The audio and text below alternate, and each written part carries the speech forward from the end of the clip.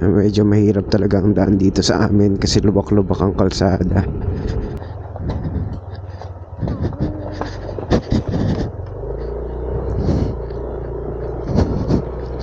Ay, baha.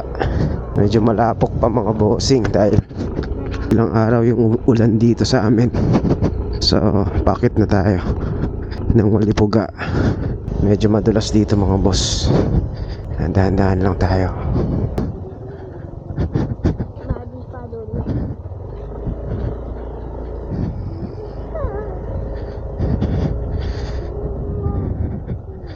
Muddy and slippery, ate. Okay, so as you can see mga bossing, dito sa Mias, paakyat ng Nanginan, inaayos yung kalsada, no? So hopefully matapos na to. Pakita ko sa inyo yung buong kalsada. So ito putol. Ayan. Pero pagdating sa unahan, meron na ulit semento, konkreto na ulit. Ayan, Nanginan, Matam. Padung Denny, Matam, Palangga. Kaya nakabutong dito. Nanginan, Matam.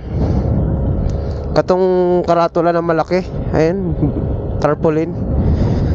So based dun sa karatula mga bossing, itong road na to from Mias, Nanginan, so papuntang Matam, itong concreting nila.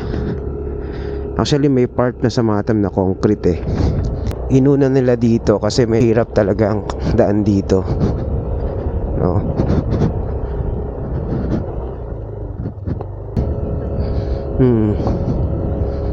Ayun, no?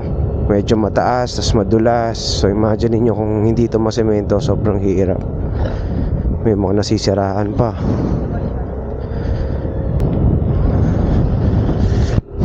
So medyo mataas-taas na rin yung kalsada. Siguro mga ilang buwan na rin nila itong tinatrabaho. So ngayon syempre December 24, stop muna sila.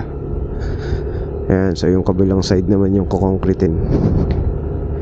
So shout out sa mga politicians na nag-initiate ng project na to. So nga dito lang yung concreting pa. So hopefully magtuloy-tuloy hanggang Matam. Peace yo.